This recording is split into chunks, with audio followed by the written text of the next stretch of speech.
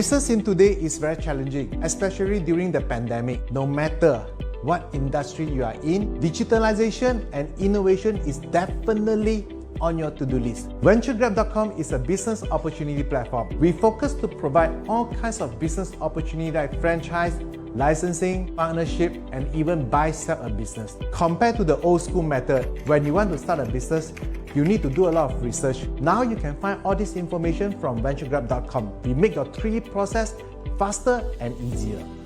With your business listing on VentureGrab.com, we help you to shout out your business opportunity to the right person. As of today, we have more than 50,000 potential business investor database within our platform.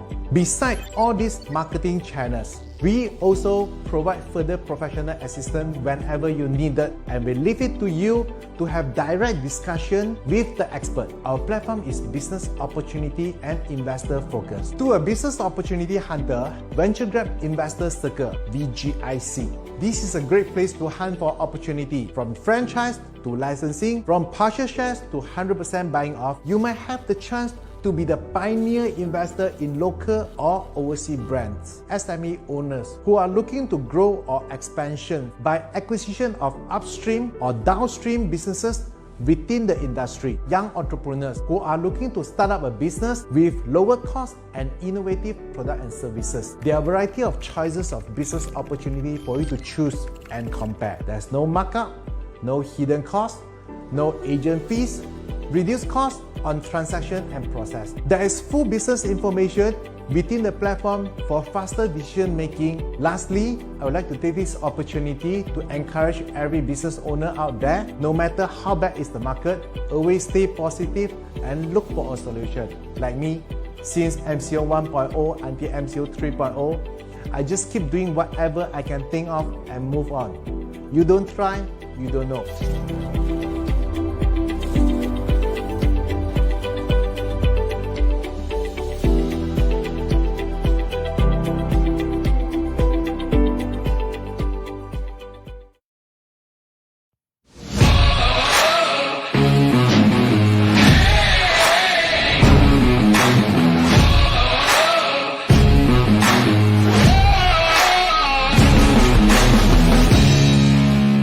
Welcome to Malaysia First Business Opportunity EXPO。欢迎出席马来西亚首场生意机会博览会。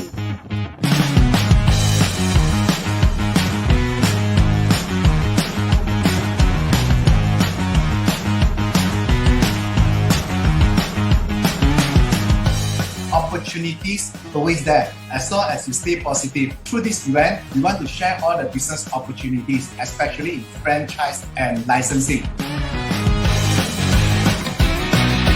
We actually has been in the franchise industry for the past 15 years. We are not just ensuring our quality is consistent. I think the support and also work through the progress between the franchisor and franchisee are important.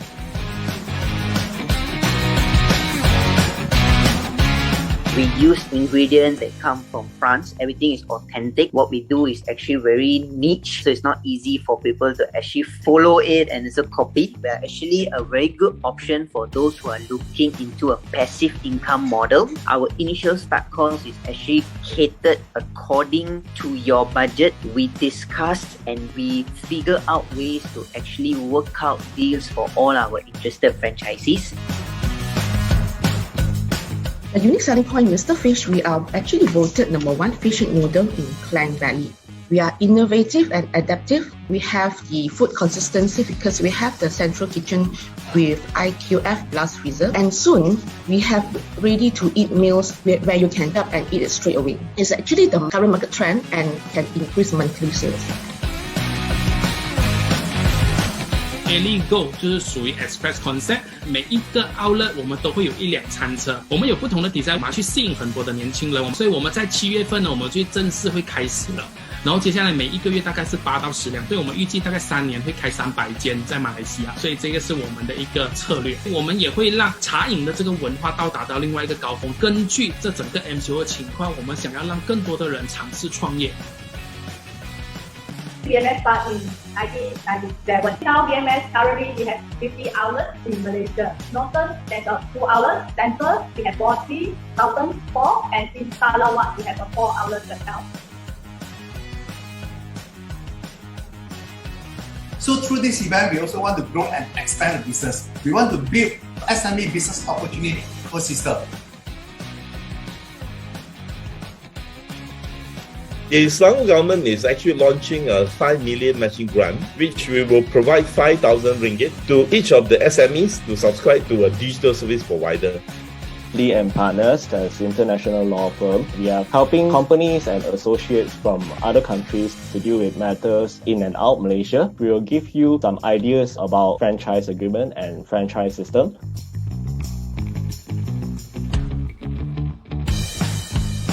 Everyone thought that MCO is a very bad timing to start business because see the numbers of F&B business closing down.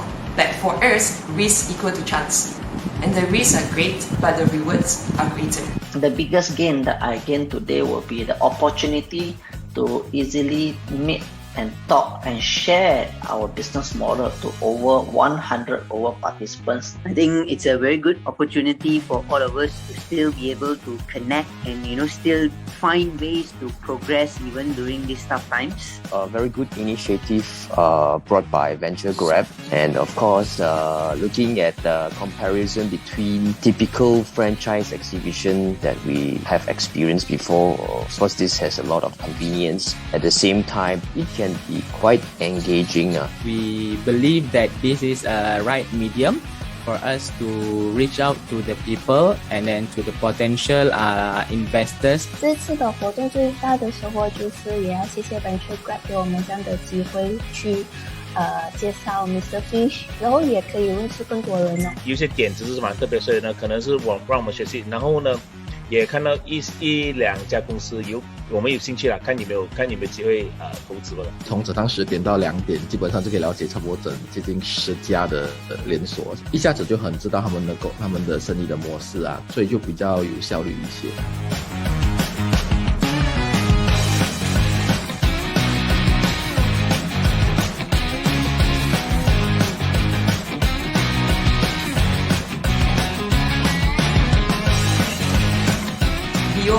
BOEX Business Opportunity E-Expo. Nice.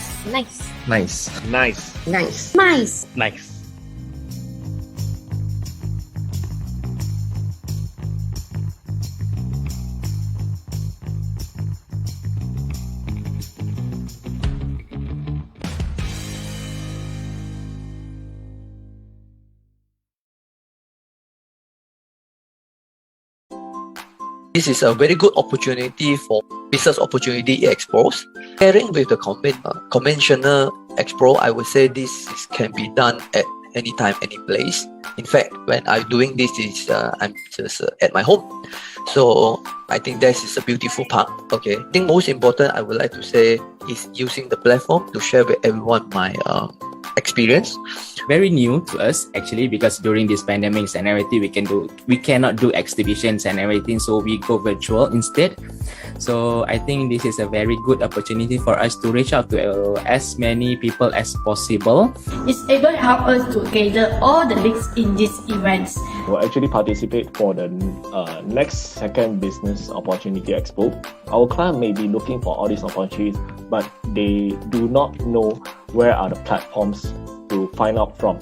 So this is a situation where we can introduce e-expo to our clients. And one thing, even though I myself as a lawyer, but who knows, maybe like 1 or 2 years later, I got a jackpot and so on, and then I may have this urge to run out a business myself. Now Venture Grab for the past month or so, we realized it's a very good platform. So yes, joining this event in future will definitely be something that we will do correct. Very good information. And it proves to be very competitive. So it also puts us on a very good framework. Give us a lot of good benchmark that these are the things that we can also offer for the future. So fantastic environment for today. And certainly looking forward to more enhancement by Venture Grab in the near future. Venture Grab actually give a lot of supports, as in advertising materials, how to advertise, what to go on, and then the poster, everything is very useful and beneficial for us as a franchisor to expand more branding and get awareness, catch people eye to look into our poster, to easily share our business model to over 100 participants in the crowds. Business opportunity expo. Nice.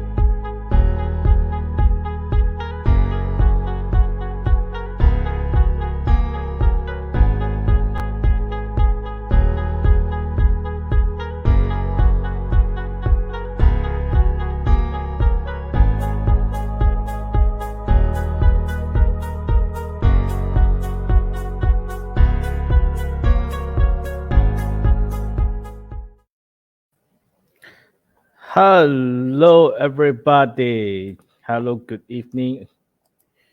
Okay, so hello, good morning, good evening, everybody. Welcome to another episode of Kang Tao Live. Okay, so my name is Charles, your host for today. Okay, so for those who have been watching our business Kang Tao Live and seeing me, present to you all the great business opportunities, you might notice a little slight difference today. Okay, usually I will wear the Venture Grab T-shirt, the black color one with the Venture Grab. But today, if you notice, I'm in a very different outfit. Okay, there's a reason for today. Okay, because the guest that we have today is also it's a very special guest lah. Okay, so but who are they? That I will tell you later. Okay, so first things first. Once again, thank you very much for tuning in and welcome again to our Venture Grab Business Kang Tao Show. Okay, this is where we present to you great business opportunity or other opportunities that will benefit you and also your business. All right. So, what is this Kang Tao Show and what has been happening in the Kang Tao Show? So, last week I think I shared with my friend who is a accountant. Okay, we shared with you what are the three things that you need to know to maintain for your business accounts for all startup especially. All right. So if you'd like to know more, and do tune into our Kang Tao Live last week through our Facebook group. Okay, and then last 2 weeks the Kang Tao that I shared to you is on fitness industry. All right. So Mr. CJ from Move, he shared with us on how to run a fitness center and how do you keep it at low cost and how to make money, and also most importantly is very low capital. So if you'd like to know more about that business, also you can tune into our Facebook Live.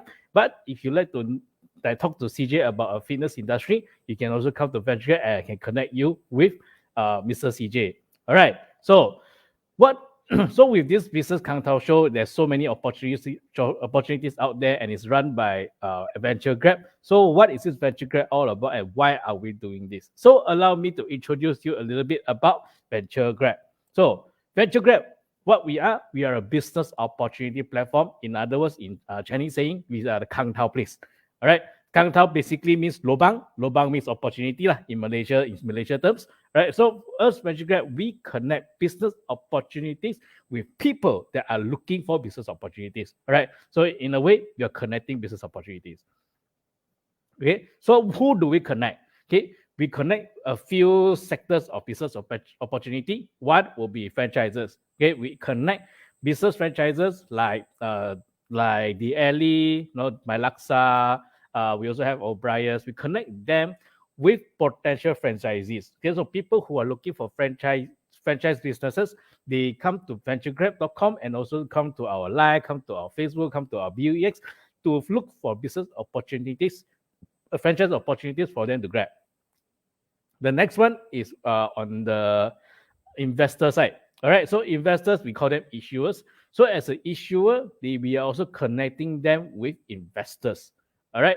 Third is business for sale. Okay, business for sale and partial shares of business is similar. One is selling off the whole business, another one is selling part of their share. Okay, also looking for partners.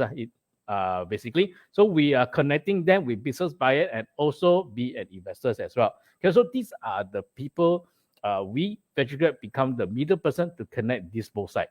All right. So when you go to venturegrad.com, all right, venturegrad.com, you search for a business, you saw a business that you like, for example, like this one, okay, my Laksa licensing program. All right. You can click on the make appointment button and we will connect you with the business owner. Okay. So when you come to venturegrad.com, you will see this interface. And then when you search, you can also see a lot of business opportunities on our website. So you like it, just click on it and then connect with the business owners. All right. So for those out there, business owners, if you have a business opportunity that you'd like to shout out, okay, we have two ways to do it. One is through our business opportunity advertising package. We have 3 packages, right? So what are the difference between these packages? I will not be telling you today, okay? Because if you'd like to know more, you can come and talk to me, all right? So what happens is when you advertise on VentureGrab, your business will be on the portal, venturegrab.com, and it will look something like this. Like you have your pictures, you have your video, you have your unique selling point to attract people's attention to ask you more about your business. Okay, so for you that wants to know how you can sell your business with 10 tips, that we have 10 tips to sell your business efficiently. Okay, it's going to happen every Tuesday and Thursday at 11 a.m. Okay, so if you'd like to know more about that, do scan the QR code here. Okay, see this side. Okay, do scan the QR code over here and fill in the form, and we will register you for my briefing on every Tuesday at Tuesday and Thursday at 11 a.m. Okay, so while you're advertising, right? Okay, we are also the authorized digital service provider for this SME digitalization grant by CDEC. All right, because CDEC is the Selangor's version of MDEC. Okay, they are offering a grant. Okay, they will subsidize 50% of your invoices up to 5,000 ringgit for your digitalization needs. Okay, so and also up to 5,000 ringgit lah. They can't be subsidizing everything, right? So up to 5,000 ringgit, you can fully utilize this grant and using VentureGrab services to maximize your franchising and even for your digitalization process. All right. So another thing that we have is BOEX. BOEX is our Business Opportunity E-Expo. I believe you saw the video earlier. So Business Opportunity E-Expo is basically an event where there are brand owners sharing with you of their business opportunities. So when you're interested to talk to them, you can actually talk to them directly. Right. So for those that want to be like O'Brien's, okay, you can come and look into our business opportunity pitching, right? We have our briefing every Saturday, 3 p.m.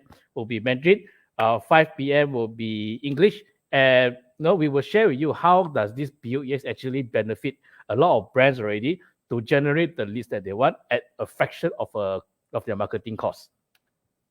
Okay, so these are the brands that have been with us, okay, especially Eligo, O'Brien's, and also Vanilla Crib, and also Smart Rental. Okay, so all of these brands that have been with us, they came to BOEX and then they shared about their business opportunity and they did benefit and managed to generate leads. Some of them even managed to open up the new franchise already.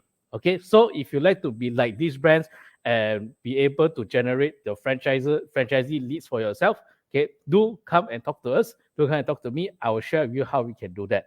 Okay, but that is not the important thing today. Okay, but while you're talking about franchise, right? If you want to know how to register your franchise, okay, because if you do franchise, you will actually get 500,000. Even though you call it licensing, you call it or whatever different name, but if it has the criteria, if it fits the characteristic of a franchise, but you didn't register, government find out, you still get 500,000.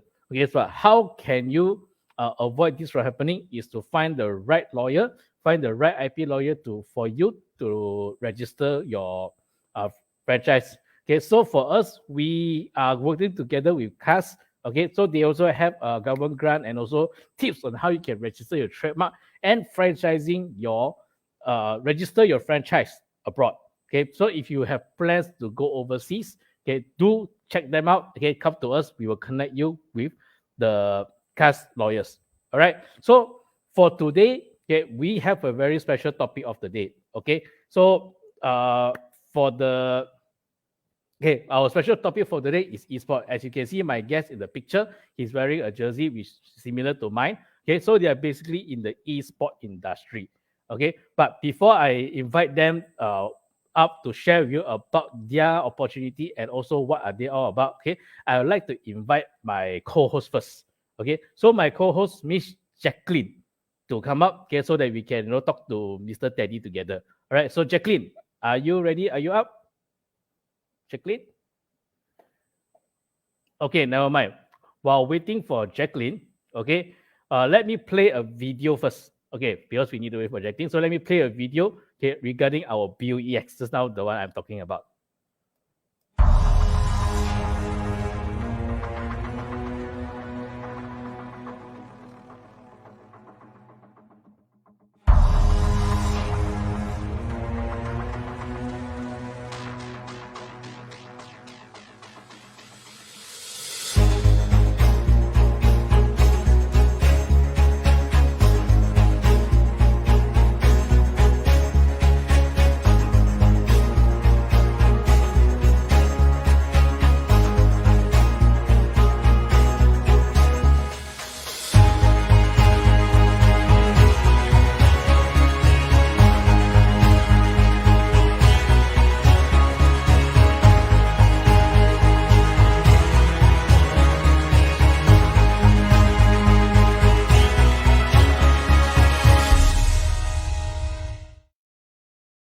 All right, so that's BOEX, and now let me invite Miss Jacqueline from Coffeeland to to introduce herself. Yes, hi Jacqueline. Can you hear me, Jacqueline? Jacqueline, can you hear me? I think your line. Hi. Yes. Hi, good Can you hear me evening, very clear? everybody. Yep. Good evening, Jacqueline. How are you? Yes, I can hear you very clearly, but just I'm Okay. lagging a little bit. Okay, cool. Hi, No fine, problem. fine. Had your dinner? I just had Yep. my I have dinner. my dinner already. Yes. Okay. Can you hear me? Can you hear me I clearly? can hear you very clearly, Jacqueline. But I think you're lagging a bit, Yes. Is it lagging a little bit, huh? Mm, Somehow yes. I think it's the line here a little bit lagging. Okay, But never now mind. okay? Is it okay now? I can hear you lah, but I think our timing a bit weird, right? Perhaps your line can try Is it it again okay? and see.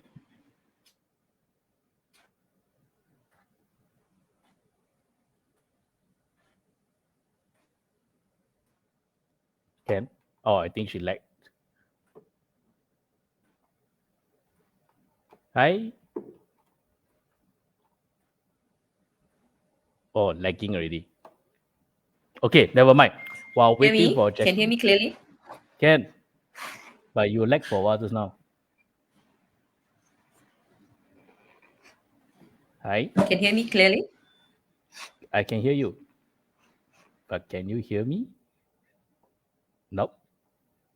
Okay, never mind. While waiting for Jacqueline to fix up the thing, okay. So I will show you the video for our guests for today. Okay, our guests today they are from IIL Asia. Okay, and I also have Teddy, who is the head of the academy and also the esport head of coach. Okay, so what is this all about, right? What does all these words mean? But never mind. Let me show you the video first.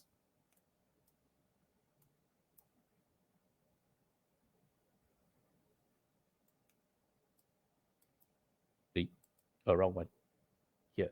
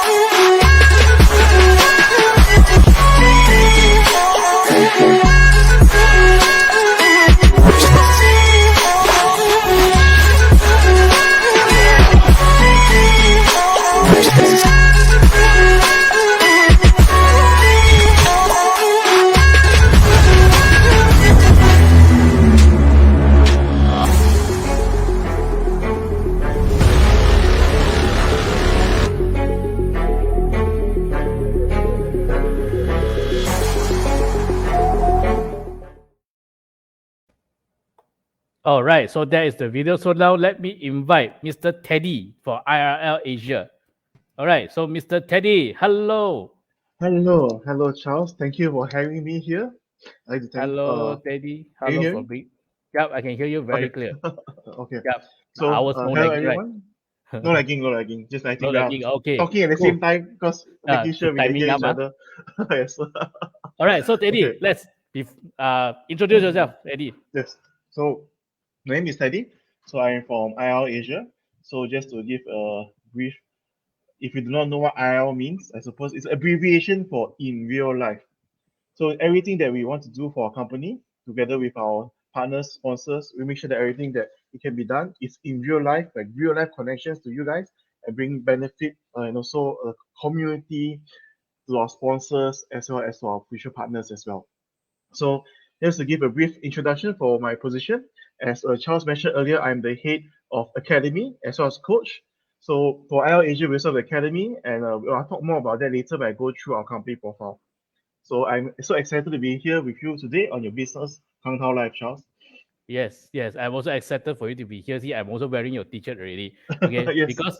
because myself, as a gamer and also very into esports, I've been out of the game community for very long already because of work life. But it's also I'm so happy to have you and to talk to IRL Asia that you're actually trying to fuse esport and corporate together. Okay, so I will pass the time to you, okay, for you to further explain what IRL Asia is all about, what is esport, what is the future of esport and everything together. All right. So I'll pass the Yes. time to you. All right. Let me Yes. pull out your slide first. Okay. Thank you so much. Okay. So just going through a brief introduction of who we are, just to show you our company profile. So just to let you all know who we are and what we do or what we want to achieve. So for IL Asia, we actually esports marketing solution. So we actually provide a wide range of services for live streaming, video production, esports team management, and much more. So we anything related to esports marketing or production, tournaments, competitions, offline events, online events, you can kind of find us. And we can definitely be able to tie this together as today's topic, we're talking about level up corporate with esports. So later we talk more about that with what we can do and what we currently have on hand. So our vision is to build a competitive and compelling esports community where we can develop talents while growing the local esports industry as well. So Malaysia is a really strong growing industry, especially in a sense, thankfully to in a way, MCO also has increased the overall player base in Malaysia as well because people are stuck at home. So a lot of people became more casual gamers on their mobile phones. And that is actually important because that's actually a place where how corporates will be able to target their market audience as well. So on our mission, we want to construct a heartwarming esports community for everyone, as well as want to amplify the job ability in the esports industry. So why we call ourselves in real life? Because we want to let everyone know how esports is actually how it applies applicable to your real life. Because for example, for esports player, it's not just about playing the game. They have similar responsibilities like a professional athlete to really build up their brand altogether. So there are a lot of things that tie in that can together with esports that will be pulled in together with marketing and also building your own audience base from here. So yes, we like to become the unifying star within the Asia esports industry as well. So our current brand is IL Asia, which I talked about earlier, where we are esports marketing solution. Everything esports related management production is handled by them. And then for my side, I'm more heavily involved with the IL Asia Academy, where we handle esports education program as well as the handling and management of our professional and amateur esports teams altogether. And last but not least, we have a Homey, which is a group hostel service segment that provides accommodation services. Why do we have a random real estate here? We tie in later. You get to see something more of what we are doing altogether. So for our key business segments, as I mentioned, we are esports marketing solution for IRL Asia. So we have esports tournament event organizing. So as you saw in the video introduced earlier, the Varsity Royale event, together with Gamers Hideout as our main sponsor, we actually launched a few games all together with Gamers Hideout to promote their products, as well as to help promote some of the upcoming games that were being released, as well to build up the hype for the sales for the side of Gamers Hideout altogether. Yeah. So see, not only do we do some esports competition, but we tie in together with the brand and what they do with Gamers Hideout selling gaming peripherals as well as the video games as well. So the most important part, of course, we have a creative content production house. So as you can see in the picture down here, we have a TriCaster TC1. So what's so important about this machine is that it's only used by normally TV broadcasting services. So like for example, Astro, and there are not that many broadcasting studios that use this piece of heavy equipment, and that's how we can deliver the highest and best quality for our video productions in terms of recordings as well as post-production altogether. And so for some of the business expansion as mentioned earlier, esports academy is currently being built up. I'll share a bit more pictures later on, as well as the multi-channel network, which is our new age media platform, which I'll touch later as well. So just a quick overview of our broadcasting facilities. This is for both the production room and it will be used for the esports academy as well. As you can see here on the picture on the left, we have a green room as well as a blue room at the side. So this place itself will be open to businesses as well to be able to use to market their product online. At the same time, we also offer a venue so you can do a launch for your product, or as well as a special sales, special events on the ground. We can do it as well all together. So inside the production room, you can be selling a product online, doing the live stream as well. But at the same time, using our platform, we will be able to switch the angle into our venue for the community facilities where you have the actual product launch all together in this area. So next will be our upcoming project.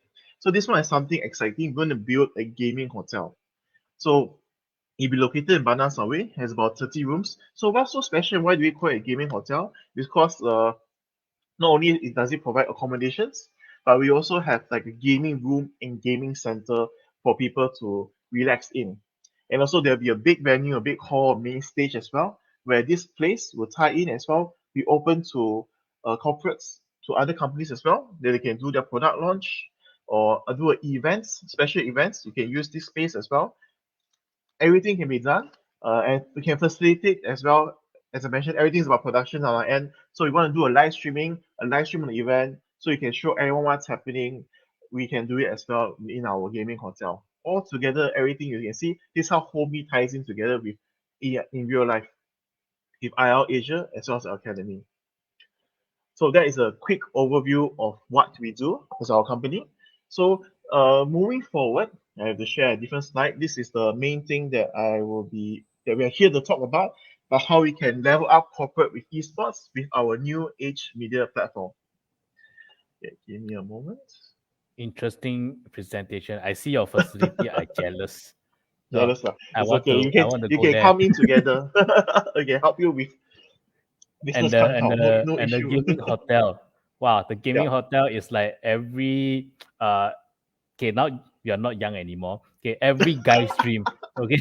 People of my generation, we all really wanted all this kind of thing last time, but no, we don't have. We saw the one in the on I saw the one in Taiwan before. Taiwan, In, yes. Taiwan one is yeah, spectacular. yeah. So kind of like what it's like, wow, even a hotel like this doing esport and gaming, and then I see your facility, wow, we can do our Dota 5-on-5 at that place. Yes, yes. That's like something Okay. you can do corporate events. Yes, definitely. And then I saw the one thing very interesting that you mentioned is that you have your platform that can help people, actually the corporate side, to sell things as well. Okay, that's Yes. what I heard lah. Okay, so are you gonna share about that? Yes, so that's what I'm going to share about right now. Our new age media platform. I mean, because as you can see, everyone who is in corporate or doing marketing, you're very familiar with like there's above the line marketing, below the line. But for the site in our live interactive channel, we aim to combine everything all together in one. So you don't need to think so much about which are the different medias you need to use, but just by using our channel, you'll be able to do everything all together and reach out to your perfect audience as well. So going through this, we just talk about some of the problems currently for what marketers face, as well as issues, I suppose, with the current growing market on how everything is shifting to more online as well, and what is the solutions that we can provide from our platform, and overview our platform, the overall reach of esports actually, so you can actually think about it and you can see the actual numbers that wow, there's actually a really big market, a lot of places that unreached and untapped niche segment of the esports market industry in Malaysia. Nice. And I'm very our excited. interactive advertising method, all in one included. And also some special advertising packages we prepared just for the Kang Tao business line. Nice. Yes. You know, the reason I'm excited is because I've always wanted to be esport, but I didn't really get into it because for myself personally, I can't pull the esport hobby and the business part.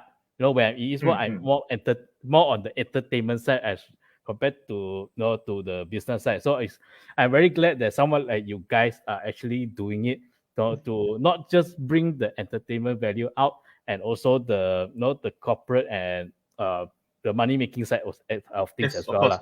Yeah.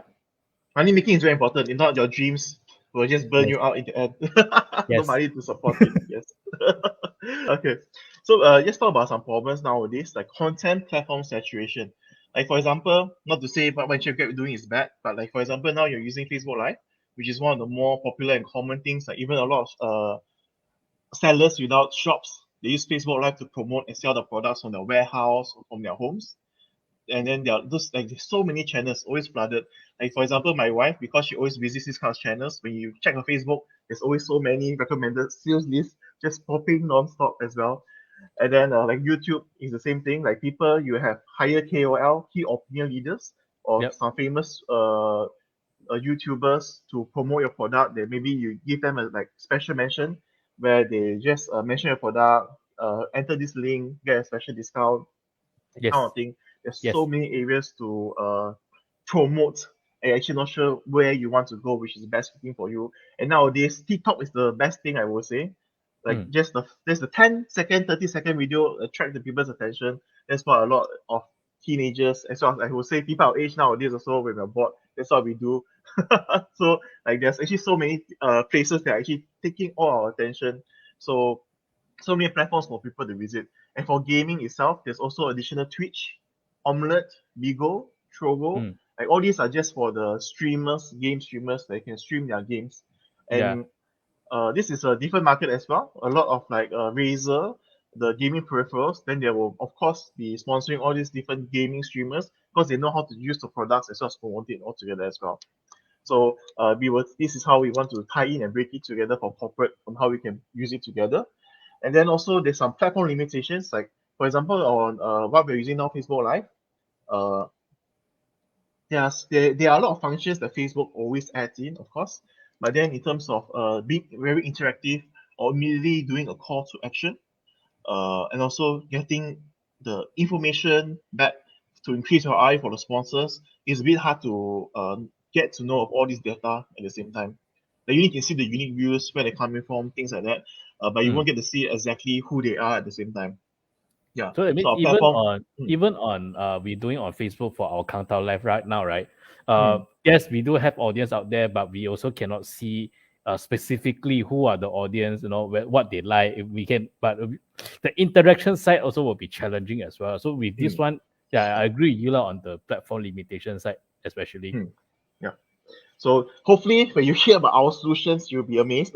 You enjoy. Oh yeah. It'll be something that can hit all your painful places. Yes. Okay. So also there's currently unprecedented demand for content. Like nowadays, long content I would say is boring for millennials. So they want shorter or different type of content at the same point where they can just keep switching all over to keep themselves excited, I would say. So this is how our platform we will be able to combine all these things all together. We can do multiple streams running at the same time for different products and different events all together. So immediately one place the people can be just switch to find whatever it is that they want as well. So to hit your specific demographic group, we also be able to achieve the data from our platform as well. Okay, so this is just a brief overview of how our platform looks like. The website is live. The live interactive channels website is live.il.asia. So it's a dedicated channel where we can make sure your sponsored esports event or event itself is tailored to your branding with a single streaming channel. As you can see at the bottom here, there's like 3 different channels. This is the Varsity Royale that was happening earlier, and another EMVP League. We're doing an event for the universities as well. And the last one will be our own regular live stream channel for IR Asia. So this is just 3 that they were currently there. But actually today we're also doing a virtual university tour. And then I'll show it to you more on our website later. And you can see exactly what I mean about all of these things. And also there's interactive flexibility where we can immediately access data and also create trivias, create gamification concepts where they participate in lucky draws immediately or participate in trivia, Q&A, collection of data, and also where they can immediately respond and can see what is it that people want or what they enjoy so much about your product. And also immediate call to action, where immediately once you've promoted a product, we can immediately pop up something, and if people are interested, they can immediately click on the link to go and purchase it immediately with Shopify. So this I will all show you on our live website later, and guarantee engagement because of all these things are going on all together, as well as how interactive it is. At first, you got me interested in esports. Okay, now you got me very interested about the platform itself. I mean, it all comes in together because, like, in terms of, let's say, bigger events, bigger tournaments, even like for use League of Legends as example, where now they're having the World Cup, their so-called version of World Cup, Worlds 2021. Like they have the major sponsors as well for I forgot who are the major sponsors now this year, but last year I remember I think it was MasterCard and Coca-Cola. Then if you actually go on live itself in the event venue, then they actually have run multiple events for their the sponsors together that you can come in together in order to participate in the offline and online lucky draw all together. So like a lot of different countries and a lot of different places as well, they're trying to tie in these things. They want to reach out to the bigger audience that's out there all together by tying in together with a game especially. Yeah. So on our end for our platform, this is the mobile version, just to show you that there was the PC version on your web browser, and this one on live.il Asia on your mobile version, it will look almost exactly the same. There'll be no issues with the size, and also the chat, everything will still be there. You can participate here directly, and also you can see pulling up the logos, everything, call to action, everything will appear without any issue. Yeah. So this is how we want to build meaningful relationship with your viewers, because nowadays everyone is more glued to their phones in a way, because you use it to access Facebook, you can see TikTok, and access all the things already. So normally, and also everyone in Malaysia, almost everyone I would say will have a phone, but they might not have a desktop in the whole of Malaysia. So definitely be able to reach the mobile audience is very important as well. So we want a deeper the fan connection through personalized interactive experience and customize your brand, contents, and community, which later we will show you how. And also be able to get direct relationship with actionable data, know your audience immediately throughout the live stream itself, through our back end for this web page. Okay, so just to go through over the reach. So I won't touch on the games so much because I will believe even I mentioned the games, our audience or most people might not know so much. But this I is think just me a and you know pyramid. it lah. Yes. This is the pyramid tier list just to show you the overall viewership around, like how many eyeballs will be attracted to specific games. So one thing, yes, of course, you might think the highest viewership is the best, but actually each game they actually reach out to a different demographic group.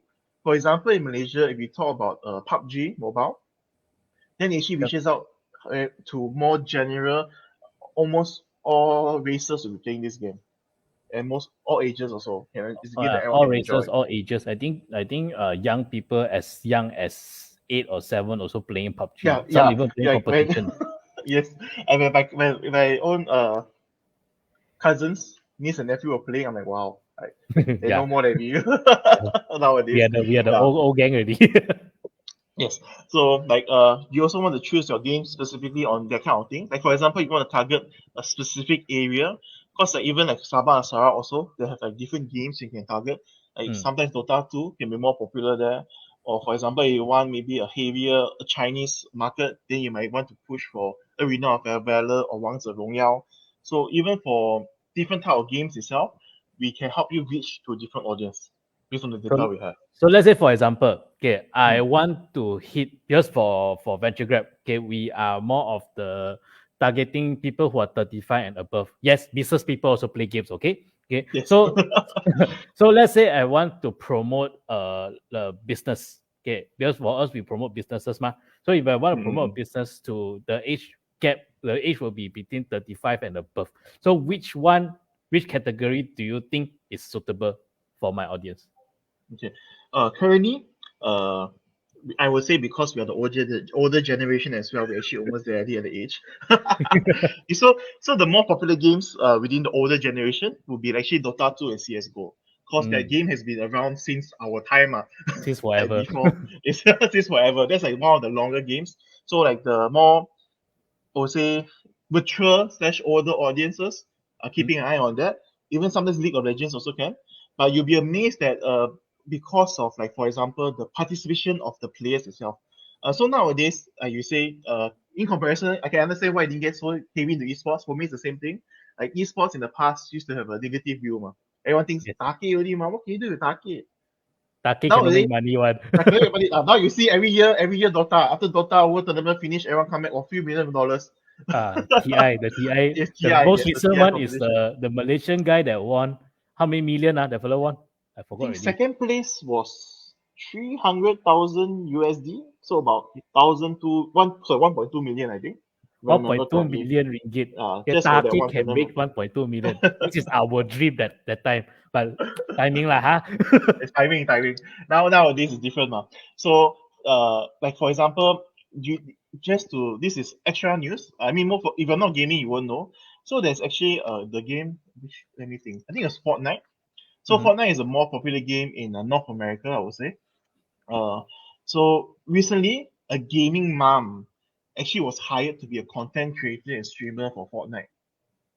So the mom is very supportive of the child, who's actually one of the top players for Fortnite, also win a tournament as well. So the mom actually also supports her son by doing her own stream.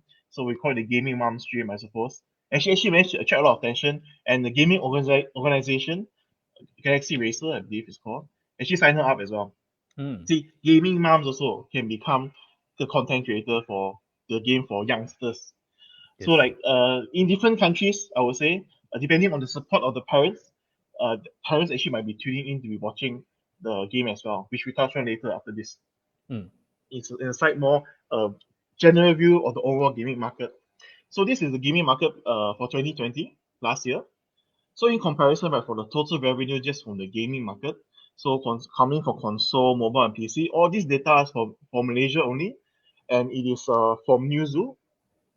It is a reputable statistics website yeah. for esports related things. Yeah, sorry, sorry, chain of thought gone. Yeah, so as you can see, right, we actually are ranked 22 last year in Malaysia for expenditure on the gaming. $901 million in Malaysia Yes, only. in Malaysia only, and it's That actually is plus from previous year, 28.7%. Because like That is everyone 3 is billion 3 billion Hmm. ringgit. Yes. Everyone's locked in at home, so everyone play games, then they spend on the games that they like, 3 spend more, billion spend do anything else.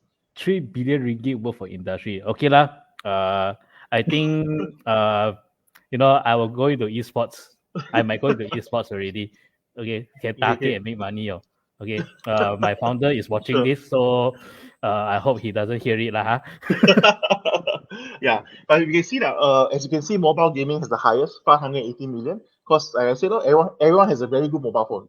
Yes. In comparison to buying a computer, which is too expensive for most people. So The PC mobile is like phone nowadays is stronger than our PS1 last time. yes. If you spend the money, no problem. They even got their own cooler fans. You can buy special attachment, controller mode. What also has special accessories. Yeah. So next will be PC.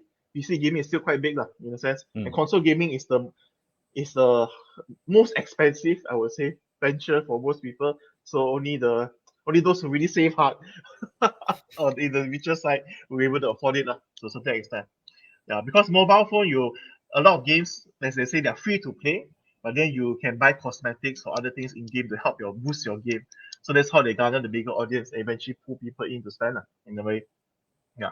So for total players as well, you can see 19.4 million. Okay, increase of 3.55% from 2019, and we actually ranked 30 in the world.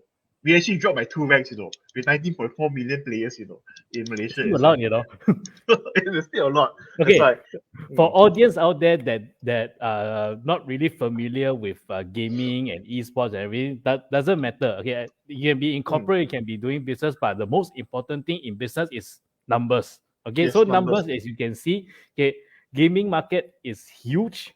Okay, and also the technology that we have today, we can actually fuse together corporate and also games together. So that is the point that we're having today, so for audience out there. Okay, but for looking at the comment, I think there's quite a lot of gamers with us getting excited. Well, I'll go to the comments later. Okay, no issue. But this is just to show you guys. I mean, we can talk so much how esports, how good it is, how much you can earn. By the end of the day, like you see, these are easier to see numbers where you can immediately know. Wow, there's a lot of people spending on it, and it's actually such a big market as well. Yeah. So this is just the same gamers demographic. This is a smaller case study done by them. So just to get a comparison to see what is the actual audience. This is not like a full cover by Malaysia. So I guess like a few thousand people. So like for gender, see now male is only 51%, Yeah. Female is 49%. In saw the this past, statistic. people used to think like, only boys play games.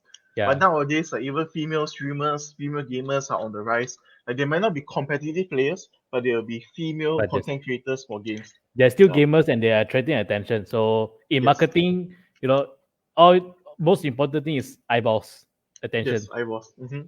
So definitely it's all here lah. So as you can see, the age group you asked now, 31% is 10 to 20, 38% is 21 to 35. You can see actually 31%, actually almost matching to the younger generation is 36 to 50 years old.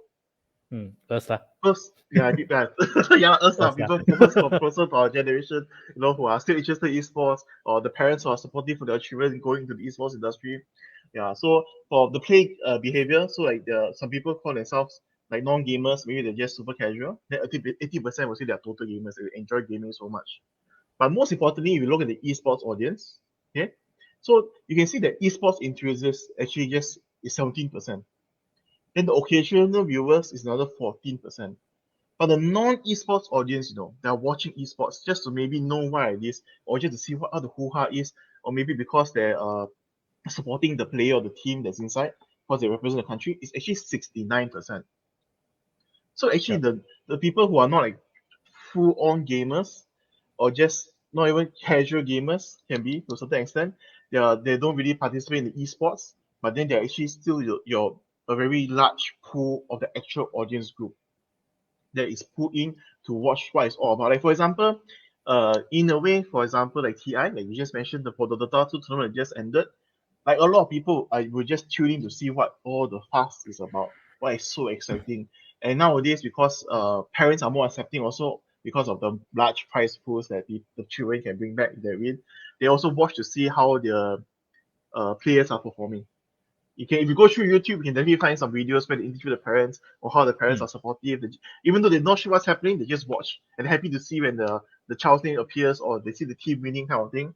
Yeah, this is how they show their support. Yep.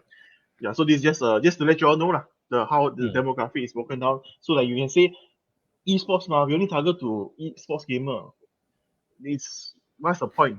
It's not enough.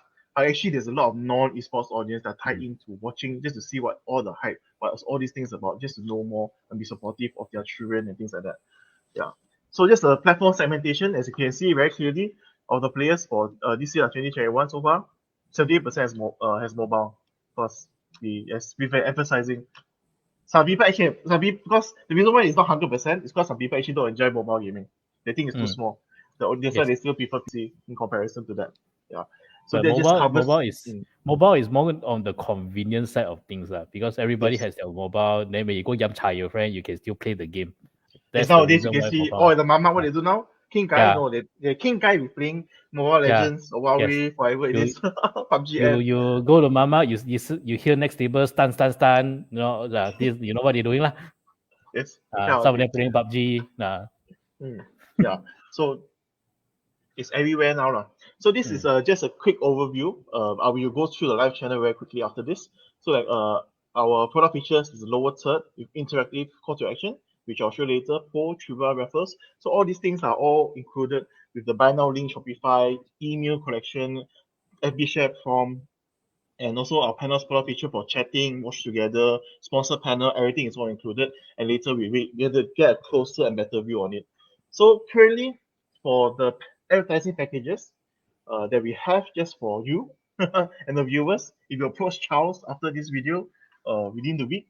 So as you can see for tier 1 is a 3-week event, which is $50,000, inclusive of price pool not exceeding $20,000, because there's also a production cost on our side and preparations that we need to make for your videos, and as well as a lot of artwork that needs to be done before we can do the event. So this is just the overall cost covers the price pool as well. So you already know how much you want. If you want to lower the price pool, it's also possible. That's something we can discuss and negotiate. But most importantly, what's actually not listed here is that because the esports hotel is still not completed, so you have to wait. Our aim is to have it completed by the middle of next month. So by then, if you're part of all these advertising packages, for tier 1, you can get 10 days free at our esports hotel. For tier 2, can Charles get like lifetime? Just go there take package.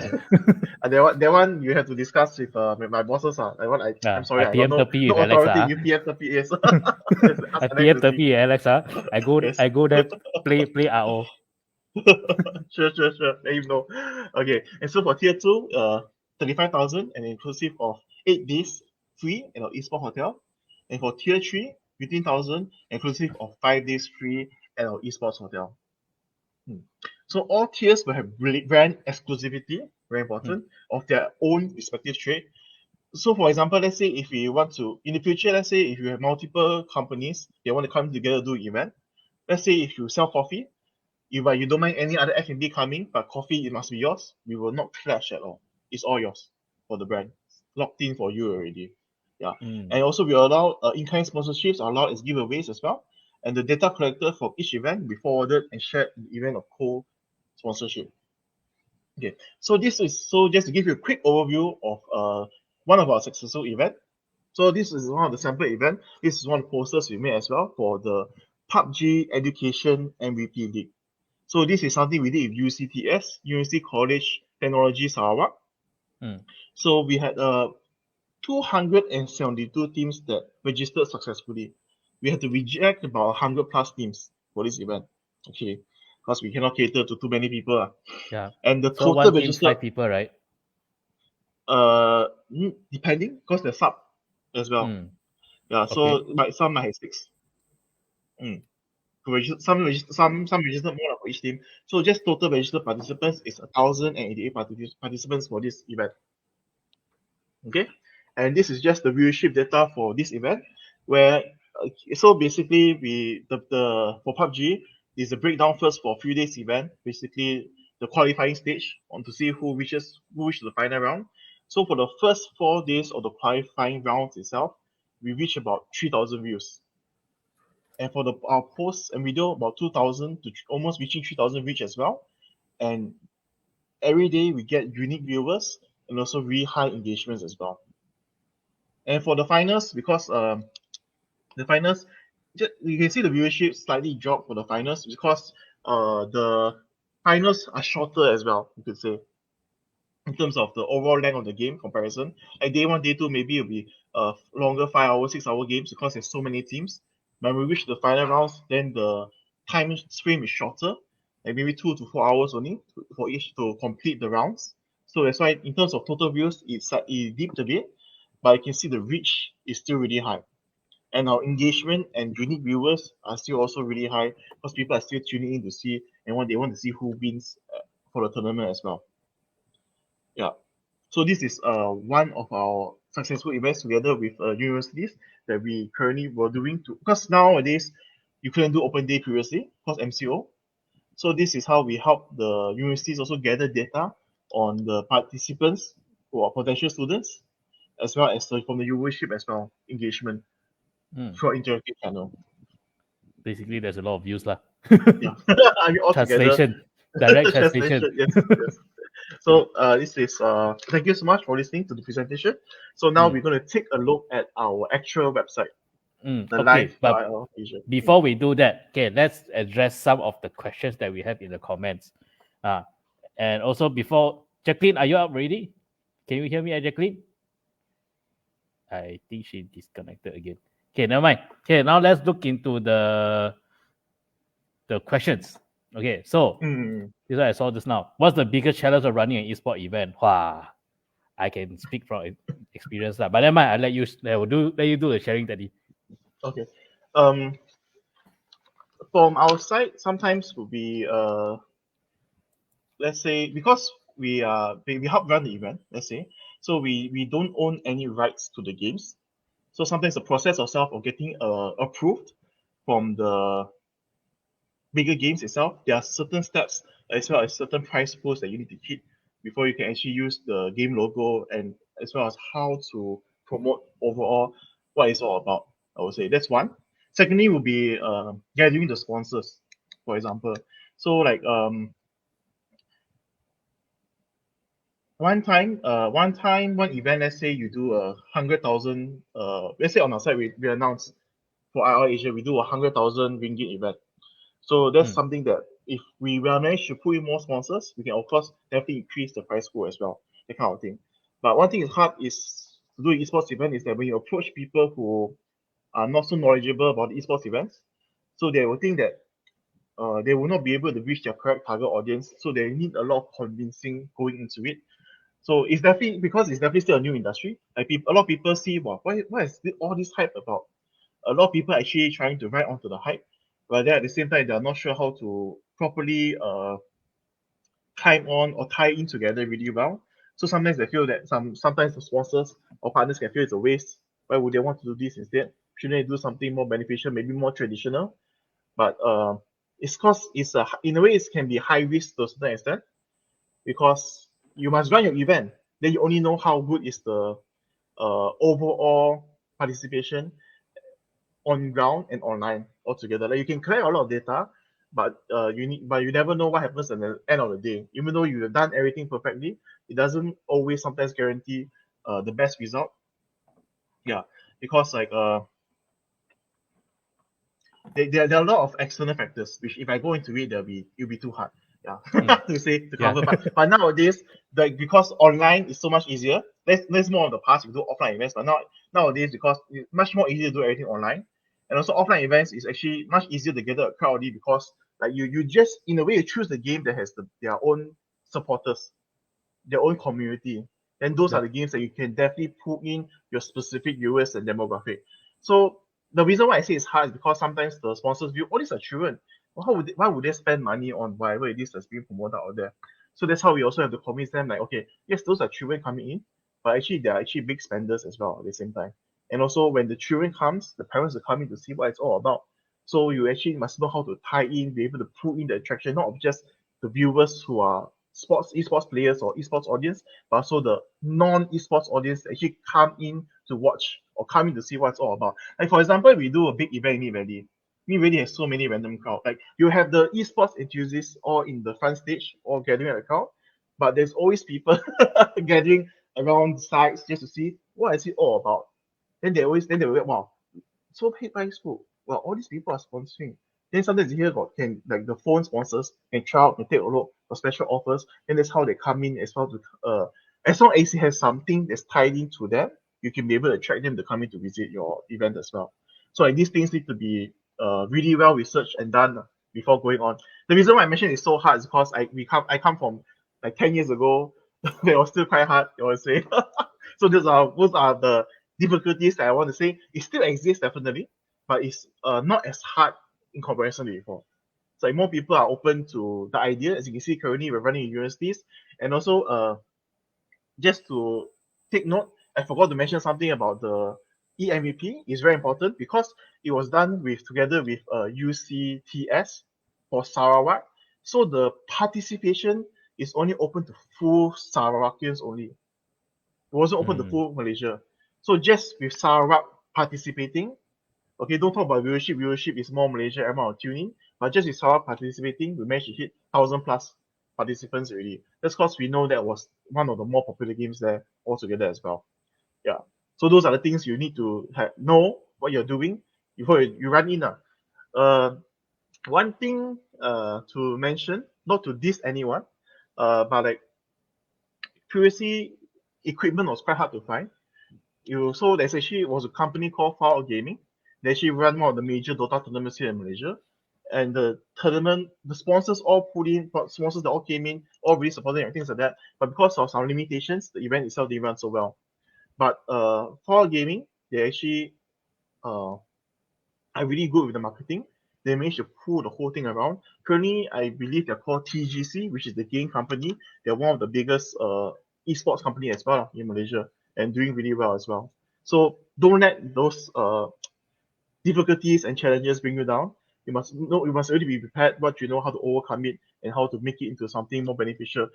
Yes, one thing was because let's say the event for the players didn't go so well, the participants, but the event for the sponsors was a success because they pull in such a large audience and eyeball to the event.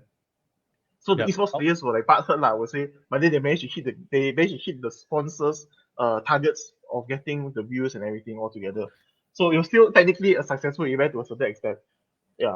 So I mean, it depends on how you read. Business sense is good. Yeah. I would say, right, for esports right now, it's like the beginning of sports marketing. Like last time, long time ago, we have football. Then people start to use sports as marketing. Then you see Tiger Woods play. You have all the logos and everything. I would say that now esport is the beginning for that to happen. Esports and sports lah.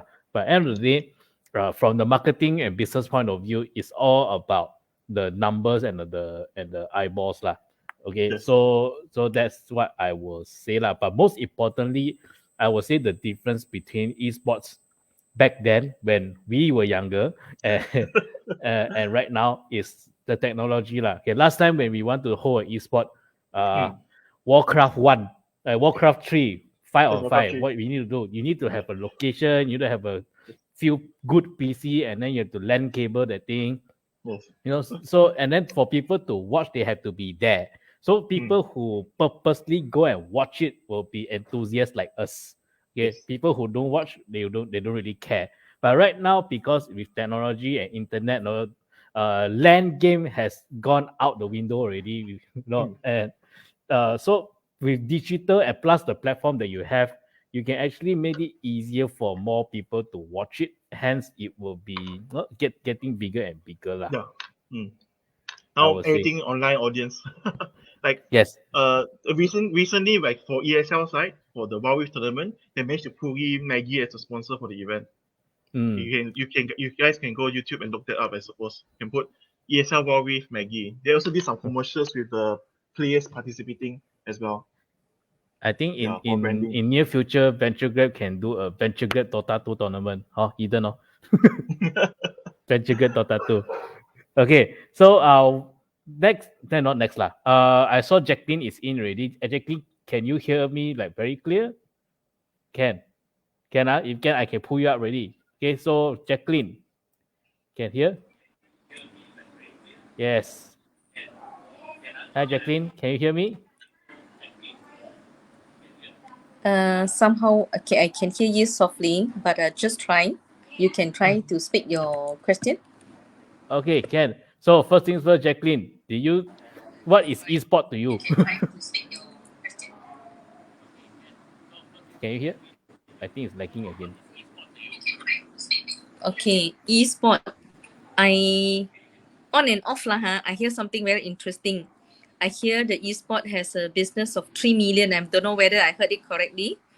3 billion But actually. it's a very 3 high billion. potential business in whether in Malaysia or rather I say in Asia. I sort of, when you talk about this IRL, this e-sport thing is very interesting to me. It's very relevant and it is very appropriate at the timing of this new norm, I guess. Yes. Because right now, with everyone has a habit of since lockdown until today for coming to 600 days, what everybody have a habit to do is the mobile will never leave them. The first thing in the morning is the mobile. Everything is on mobile. So whether talking about online training, online learning, online business, online shopping, now you're talking about e-shop, e-sport. So where I know that during the whole MCO, a lot of sports are banned. But now you're talking about this e-sport allow them to see the sport, the gaming online. I think that gives a lot of people hope. So it sounds very interesting. You mentioned about how your IRL linked to the corporate. I think that is even more interesting. So I have the lagging, but I just capture what I have heard just now. You were saying that you are Okay. trying to link your tournament and with the tier 1, 2, 3, 4 that can link to any corporate who wanted to buy the advertisement time or to sponsor for the e-sport, right? Yes. That sounds very interesting. Correct. That put me think, what can I do also, with the e-sport in promoting the sporty stuff. So I think there is really a huge and potential market out there. While I'm talking of, I'm actually understand that e-sport is I don't understand why you just put Asia, but I think to me it's borderless. Maybe you're trying to to be more specific of Asia. Is that I right? think it's most of it for Asia, for our region, in a sense. Yeah, for currently our company. I think I can help Peggy a bit on this one. Because for esports, the behavior for American Western esport in the community and Asia is slightly different one. So I think having a specific focus will be more targeted, I would say, because marketing is all targeted behaviors, ma. Yeah. Okay. So I think that is I assume that's why you look into Asia only lah. Yes, I mean, first step for us actually is like Malaysia, Southeast Asia, then slowly to Asia. Because Asia itself is competition is really big as well. There are actually, like, for example, if you want to compete with China, China itself, they have so many major production houses as well, so many major esports teams to carry on all these brands and all these things all together. And because there's so many people in China, so to speak, even in terms of like product placements and things like that, it's actually really highly competitive between the streams as well as between the popular games altogether. Yeah. So we step by step upwards, slowly we build up. We are now a startup as well, but slowly we're moving up towards those targets as well. Yeah. Yep. Then there's a And also comment like saying, because comment saying when 5G comes, esport will boom. Definitely, I think every gamer is actually waiting for this to happen since forever. Yep. Definitely. 5G would definitely really influence mobile gaming, especially, which is now the more popular genre for Southeast Asia and Asia as well. Yeah, for just to mention that thing, this is a big difference. So for North American side and Europe side, so the West, they prefer PC gaming. Like they prefer to sit at home, enjoy the big monitor screen, their whole beautiful setup, the keyboard, the mouse. there's something really enjoyable to them. They prefer that kind of gaming RGB. in comparison to yes, the RGB, the lights. But in comparison to Southeast Asia and Asia side, like mobile gaming is more popular now because it's more easy on the go and you can play with anyone, everyone, everywhere. Yeah. Yes. So And that's also, why Charles mentioned different it has market become segments. a culture thing that I just heard some of my younger friends saying that they found a lot of their friends found their couples through Wangzhe, that game. Oh. Probably, Yes, probably there's Terry. such a thing as Yeah, well. Terry. Probably I have a question for you. Hmm. I know that mobile gaming or gaming lah gaming has been quite what they call famous from Malaysia, the gaming industry that is in Japan. So like Japan quite acknowledge the gaming industry that has produced a very quality produce. But Yup. in this context, you link the gaming with the corporate. In this context, if this is been brought over to the Malaysia, like in in any branding or any promotion authority, where they could be actually accepted this as one of the branding promotion, official branding, because I know like Malaysia Matrade, they have been actually quite encouraging us to do branding in overseas, such as like we're talking about sponsor with some grant for branding purposes. In this context, is that any channel or anything that has been done in this area?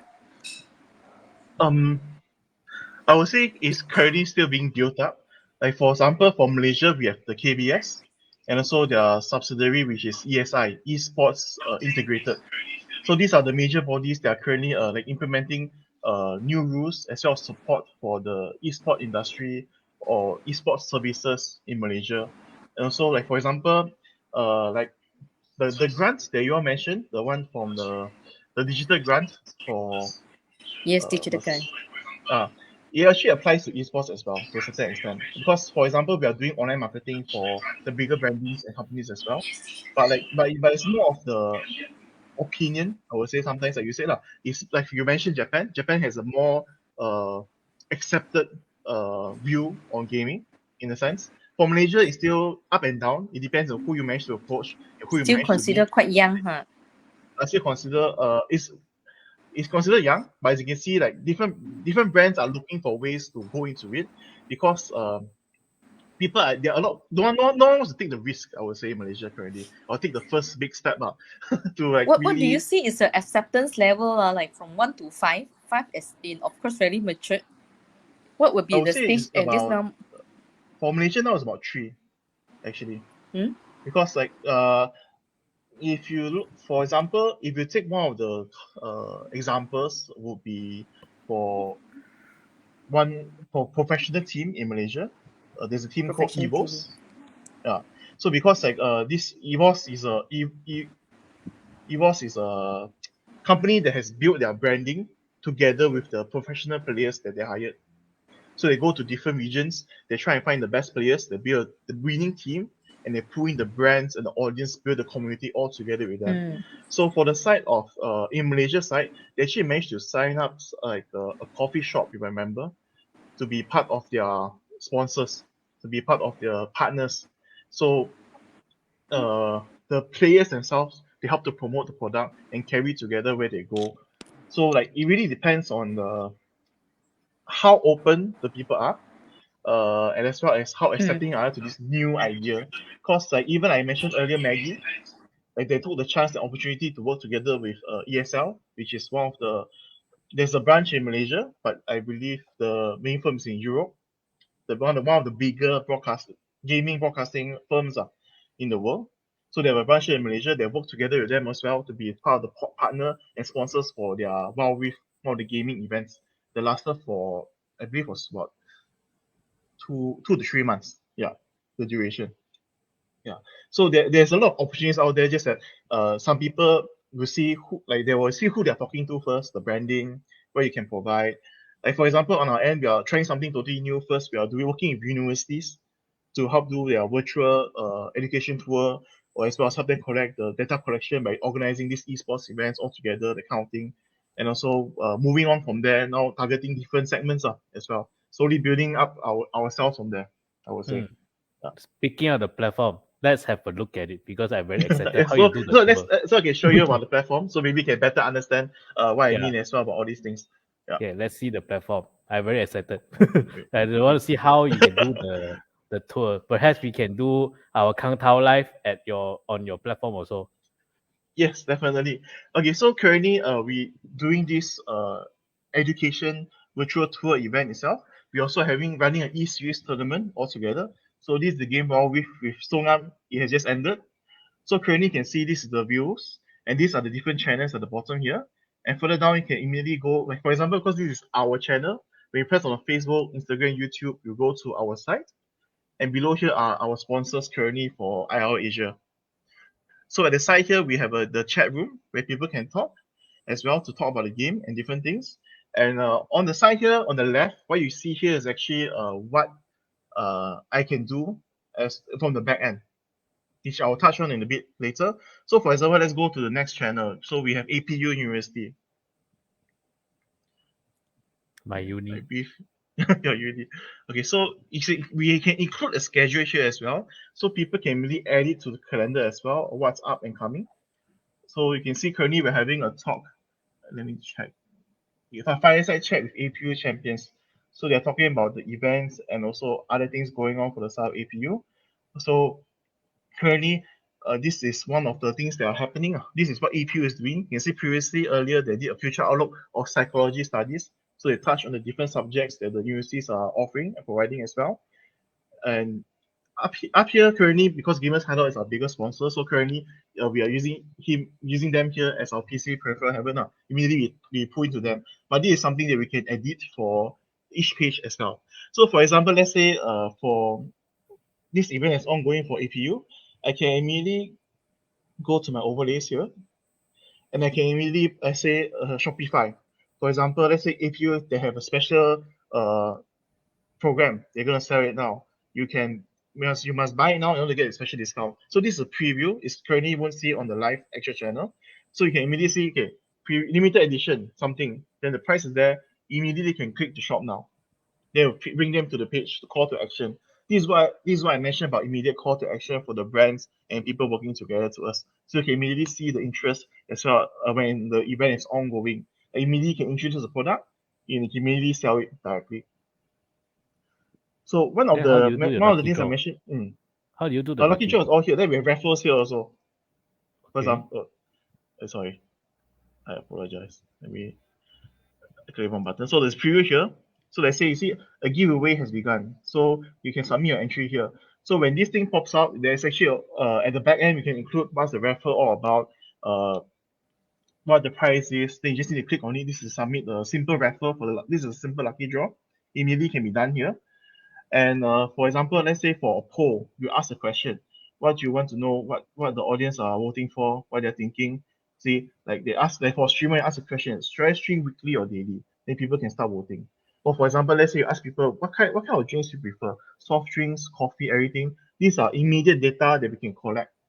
So one way that we say one last thing would be trivia. You can ask like a specific question in regards to what you're already presenting. So in a sense, one way how we make it so that the people will participate is because we have gamified it, as we mentioned just now, gamification.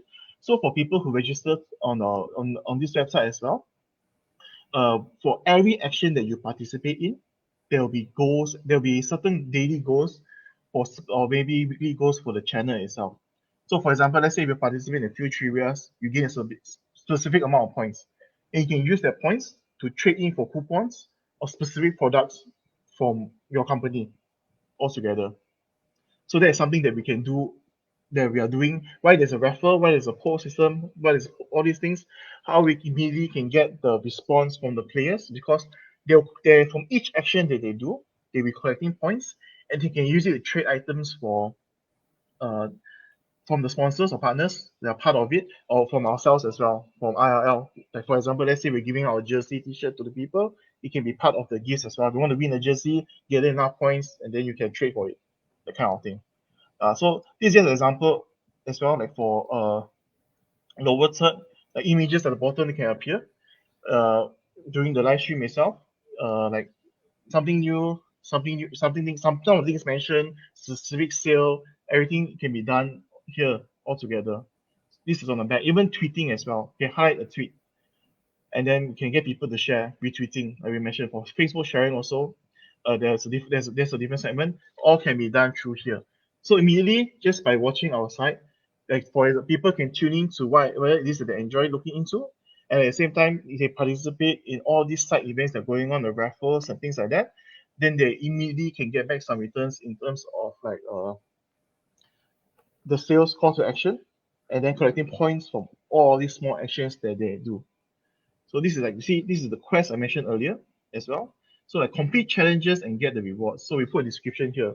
So on the side here, there's actually a different tab that people can check their quest daily. Like for example, log into our website daily. Then every day they get 1 point. There's something that they can include. Or like watch your specific stream and then participate in the trivia. Then you get some points. These are all the gamification things that we can put in. You can even put in the Twitch chat. You can even make multiple choice interactive posts. So you can even adjust the video playlist for your channel. For example, your stream is not up yet, but you want the BX people to stay on. You can do this. All can be done on this channel itself. It can be pre-prepared and pre-made. Yeah. So these are some of the specific functions that I just want to share with you all today as well. So you can see currently, because I'm in the back-end mode, I can edit how all this navigation, the socials, everything. I can change how everything itself works. Then the background also we can change to our own. Then yes, even this background can be changed to your specific color, or you have a specific artwork. Like let's say Venture Grab, Kang Tao, all the blasting colors, no problem.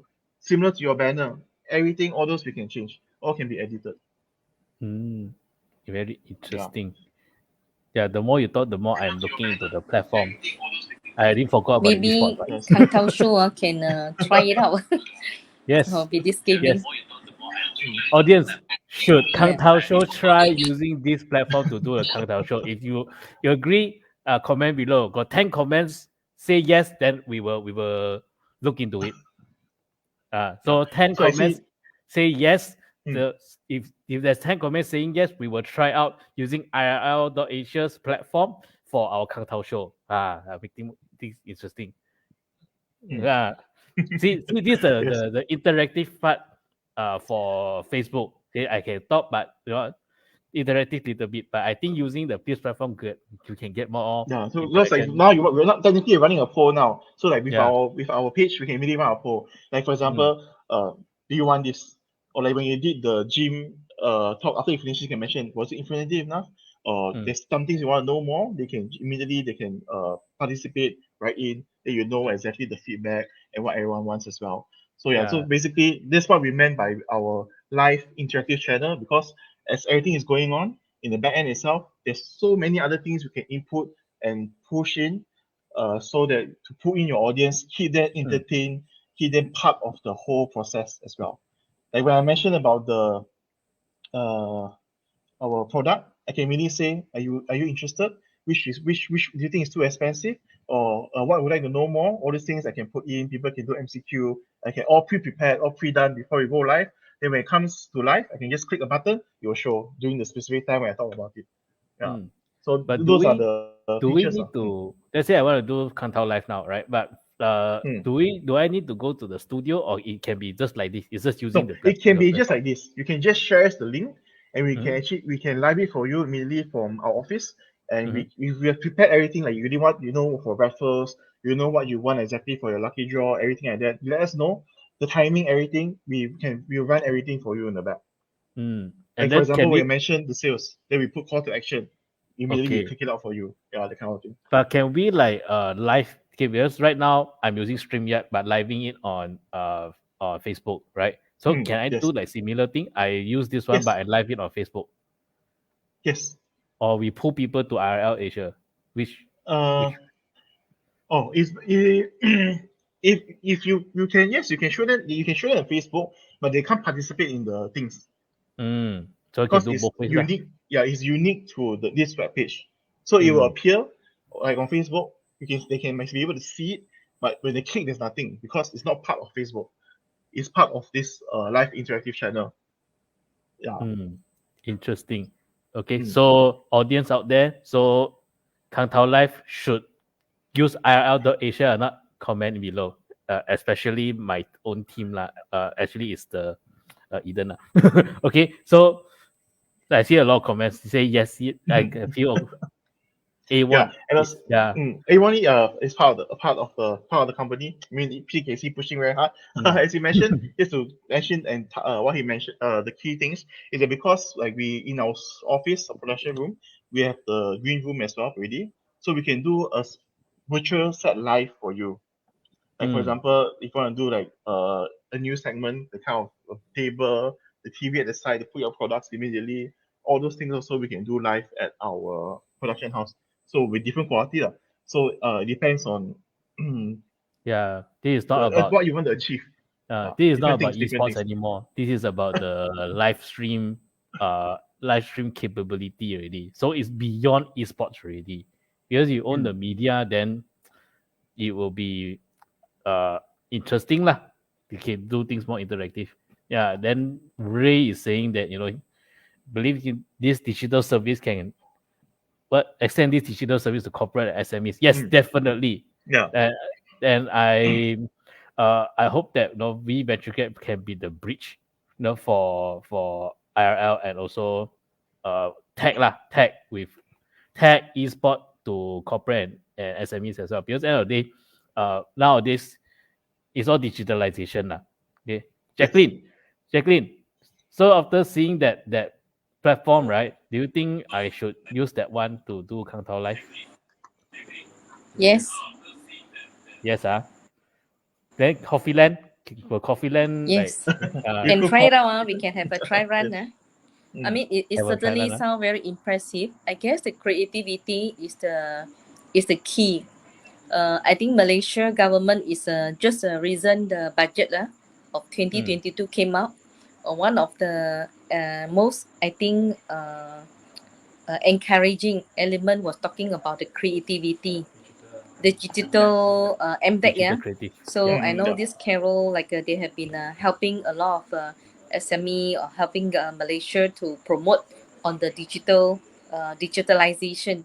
So where I think you are just coming on the right timing that you show something really unique and something different from others. Of course, getting few more key people that getting them on board and getting them really kickstart. I think that would be putting in action that will actually prove more people to feel more about what is this esport all about. I think the timing is just nice, and the timing is just so appropriate for you, riding on the wave of how everybody now is on the mobile. I was like hearing the statistic about this Asian Malaysia is one of the highest mobile user that are effectively purchasing online. Now the training everything online, so they cannot live without any mobile access. So has the highest mobile access among the Asia. You are just at the right timing. So this era is for you. If not now, when? Yes, now is the That's what I'm time. targeting as well. Yeah. Yes. So Teddy, today's show is the Kang Tao show, right? So what Kang Tao does IRL have for the audience out there? Like that you're looking for people to partner with you or expanding your team, or what the Kang Taos do you have for the audience out there? Currently, we are looking for many partners to work together. Because like on our side, we are building up a lot of things. You can see not just this live interactive channel. We're also moving forward with our esports education, and for that we are actually trying to get working with the government as well, get proper licensing. So especially when we finish our course, you actually get proper certification, which you can use not just for esports, but also for other jobs as well. This is just an extra tie-in, so you understand a bit more. Like for example, we talk about esports education. Like currently we're doing production. Like technically, what you are doing here in Business Kang Tao Live is also a production, just a more simple production set. So like for our side, we plan to teach people how to use like the TriCaster, DC1, Streamlabs, OBS, all the different platforms, all the different softwares as well, so that not only they can do for esports, but also when they can engage into higher level and different kind for businesses as well, when they want to build their own platform. We teach them all these things all together. So like the esports education, of course, there are certain subjects that are more tied to like maybe esports related only, but for specific subjects as well, it's open to not just training esports players or esports industry people, but for corporate as well. Because like nowadays, as you mentioned, like it's all digitalization. So everyone needs to know how to do a proper live stream. Need to know Yes. how to do a proper service so you can show people's product online. So like our courses will teach that as well. So we'll tie in not just to the general esports industry, but to corporate as well. Yeah. So currently I'm looking for different kind of partners to work with in order to push forward with all our projects, as well as to how would we say, to level up all together. Level up the corporates. Yes. Not just the together. corporates as well, all together, like also bring awareness to everyone. So I see esports is not just about gaming. It's actually there's actually a community behind it. There's actually so many workforce behind it. Like I mentioned, because let's see, just now I saw there was a question like wonder how esports business expands its business from Eden Tang. So like for production houses, they get deals from the major gaming companies in a sense. So they get tied into like specific games. Like for example, for Southeast Asia, the biggest tournament, they are the gaming house that those specific people will go to. So they're contracted already. So yearly they know, okay. And of course, unless they do something terrible, they fail the whole project. But normally, once a gaming company has chosen a specific partner for some of the bigger projects, they may keep on with that. Then they expand their business by pulling in different partners, or they continue working with the same people to build up on their concept itself. So like every year they improve their stream quality just for their specific partner. There's also those kinds of companies. So that's how they expand their business by just focusing on monopolizing on specific games, also that kind of thing. Then there are those who venture off, like for example, you can take Astro EGG Network. They came about a few years ago. Yes. Yeah, it's still running, ongoing. So what they do is they are media, TV segment, and also they cover news coverage altogether. They have their own website where you can follow up on major esport news, what the teams are doing, major gaming events, games that are coming out. So in itself for esports, actually there are a lot of hidden areas for people to expand in. It's just whether what you have built will attract the people. Like right now, we together, thank you for Charles, eventually get given this opportunity. So we get to share more, so people understand more of how they can actually work together and how we can tie in, not just all about gaming, but all about how it's all about like marketing, all together for esports. Everything is tied together, all in one package. Like it's not just about gaming, but also there's also business, the business part, how we're going to share everything, how we're going to promote, building a brand. Most importantly for esports, you want to build your brand. Because once your brand is properly recognized, then people will come in. So this is more for professional player side. For like, for example, if you see North America and Europe, for those players or teams who have built their own brand, they can get money just by being a streamer. There's also part of esports segments. Streaming content creator. Yeah, so many different venues for people to actually build something from. It's just whether you hit the target, or some people are just lucky. They manage to catch the attention of few people, then suddenly just spread like wildfire, and then they become the next biggest thing. PewDiePie. So it's like PewDiePie for YouTube, that kind of thing. So there's so many different ways for you to engage into esports.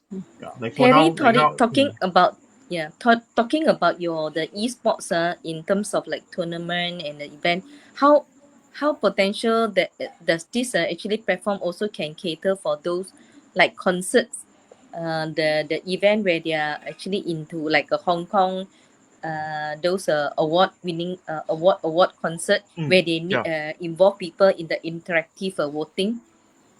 Would that be actually extended out to that level? Yes, definitely. Because if you watch the broadcasting power, especially, like I mentioned earlier, League of Legends World as an example. So when they do it in I think last time they did it was in Shanghai. They actually implemented augmented reality itself. So for every time for League of Legends, the World's Finals itself, they actually have like a whole concert in the beginning where they have a whole performance troupe as well as very popular singers from the region itself. Jay Chou actually performed for the tournament before, and Jay Chou actually owns a professional team for League of Legends. All these things actually tie in is really all on the production level that the company wants to bring in, and is definitely comparable to the kind of level. Yeah, because like that's what we aim to as well. That's why for our company, that's why we're using a TriCaster TC1. Of course, we want to reach TV level high def, like 4K. The kind of quality is possible with our machine as well. I mean, So- not everyone has a 4K TV, so it's not that Yeah. important yet, lah. But in future, when people have it, we really prepared and we have it as well. But to extend on Jacqueline's question, okay, let's say there's a corporate that wants to do a on-site live event. Okay, it can be singing, it can be their whatever. Oh, yeah. Okay. Yes. Is it possible to like have your crew over there for the production and then live it, stream it on IRL? Yes, definitely. That's why we mentioned earlier we want to be a multi-channel network at the end of the day. So actually, my bosses already have in mind once esports is our first step because it is in a way it's the current hype. It's the penetrating the way to penetrate the market, and they don't want to build a platform. We can do singing contests like Malaysia Idol, that kind of concept. Also, no issue we can do. Because our production only covers like the live streaming part, but sound testing, sound quality, everything. We also have the knowledge on our side, on our company to run all these events. Yeah. Because it's just that we are going the smaller reason for I'm now. asking is because for us Venture Grab, right, we also have another event called Business Opportunity Expo, BOEX. So all this while we have been running it on Zoom and then live it on Facebook. And of course, we are doing it like this way, lah, the Zoom style, right? Because if your technology allows it and has the capability, right, I think we can do a real life presentation. At the same time, we stream it out on the platform and make it digital. So we have the physical one and also the streaming version on Facebook and also the stream itself. We can do that, right? Yes, you can do that. It's No possible, issue. right? It's possible. Okay, so I think we will have a more conversation on partnership and marketing as well. Sure. I saw Alvin saying that you're looking for marketing partners. So yes, I will PM Terpy Alex. And I'll put Jackie in together with me also. Coffeeland, yes, Coffeeland also can have a lot of collaboration potential lah with IRL as well. That's what I can see lah. Yeah. So maybe it's the way I said it, so that's why I seem to carry more esports flair in what I'm saying. Sorry about that, because that's my industry that I've been working on so far but in terms of production quality in general, all these things like you mentioned offline events and also like the live streaming it, videographing, like lights, sound, everything, like it's actually the same for esports event. We do all those as well. So there's been no issue doing a offline event in the sense building up the stage, everything, and then live stream it using our equipment. Yeah, we can do that. No problem. Yeah. Okay, I actually wanted to ask Jacqueline. Jacqueline, you're back. Okay, Jacqueline, I have a question. So after seeing the capability of IRL Asia can do, Yes, I'm back. including the esports side, right? So roughly at this point, right, how do you think Coffeeland can work together with IRL? Am I what? How do you think the Coffeeland can work together see? with IRL? Can hear. Coffeeland cable together.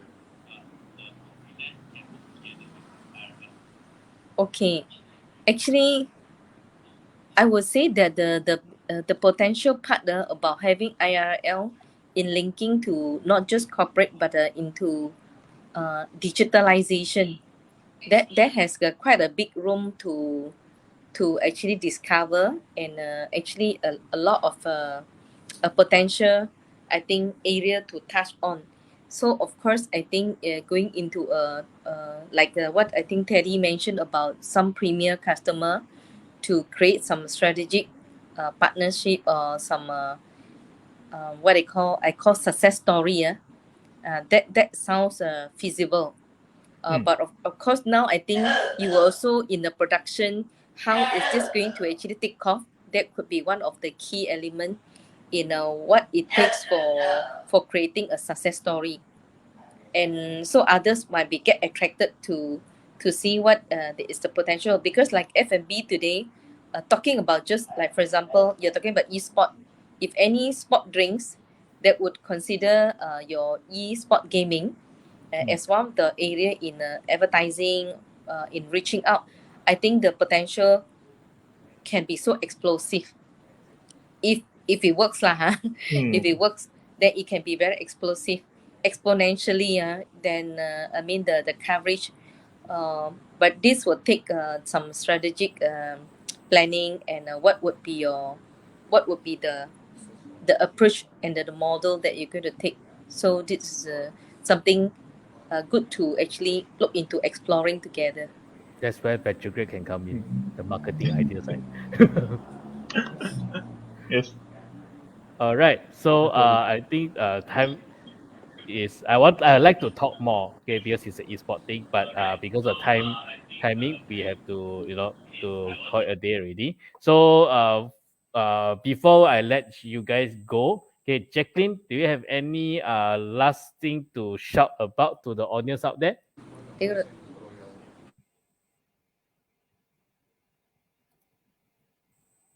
Jacqueline, muted. Actually muted. Yep. Creativity is certainly one of the element in creating as a USP for most industry. So the era over here right now is like who dare to take off as the first step or make the first move. I think this is a challenge. However, whoever take the first move, they will become like the shining star, potentially shining star. So this is what I also want to call off, shout out loud, since e-sport gaming is one of the actually what I call like new industry, I would say lah, especially in terms of in corporate, a game changer. Yes, possibly even be the game changer of the new sector, trend sector. So why not? I say why not? Go for it, give it a try. Yep, definitely. Because everything new will definitely there will be challenges as well. But if the challenges, it's all about overcoming the challenges. Something new, but you overcome the challenges. That's where you can boom and explode. Okay. So Teddy, what are the last things to shout to the audience before I let you go? Um, uh, for South IR Asia, as we mentioned, we really hope to be able to work with everyone in any way possible, to be a partner, sponsor, or even you just been our verse to talk about potential ways we can work together. We definitely would like to explore into it as well. If you'd like to learn more about esports or how we can benefit your company, you can definitely approach us. We will be happy to guide you on your way to this esports magical journey. Yeah. Yeah. So but most importantly, really once I would like to thank you, Business Control Live, for this opportunity to share more about what we do in IL Asia, as well as all the viewers who tune in for your time to hear what esports is all about and how it can benefit you, as well as what it can do for you altogether. All Thank you so right. much. Thank you so much, Teddy. And also thank you so much, Jacqueline, for coming up to co-host with me. Okay, so I'll see Jacqueline again next week. And Teddy, I will see you again after 8 p.m. Tepi. All right. So Sure. all right. So thank you very much. Thank you, Jacqueline. Thank you, Teddy, for coming up. All right. See you again soon. Bye-bye. See you guys. Thank you for tuning in. Bye. All right, so that is Teddy from IRL.Asia to share with you a lot about esports and how esports can actually help to elevate business in terms of marketing and also to to get more eyeballs, get more awareness and whatnot. So if you'd like to know more on how esport can help you in your business, you can feel free to contact VentureGap, and I will connect you to Teddy and also Elder Asia to have a further discussion on how you can elevate your brand together with esports. All right. So one more time, okay. If you think that we VentureGap should try out the platform from IRL.Asia, do comment below yes. Okay, then I will talk to IRL.Asia. Maybe perhaps our next Kangtao Live will be on IRL.Asia. All right. So once again, thank you so much everybody for tuning in. Thank you so much for watching. Okay, I hope that you get a little bit more insight, especially when it comes to the esport industry, and especially about helping you improve your business, and also it's all Kang Tao's over here. Opportunity to grow your business, grow your income, and grow your make your life better. All right. So thank you again, once again, for tuning to Business Counter Live every Saturday. Okay, we are having this live every Saturday at 8 p.m. We also have one on Friday, which is a Chinese version, Friday at 8 p.m. as well. So do tune in every week to learn more about what's happening in the SME industry lah. Okay, so I'll see you again next week, and I will and signing off. Okay, bye bye.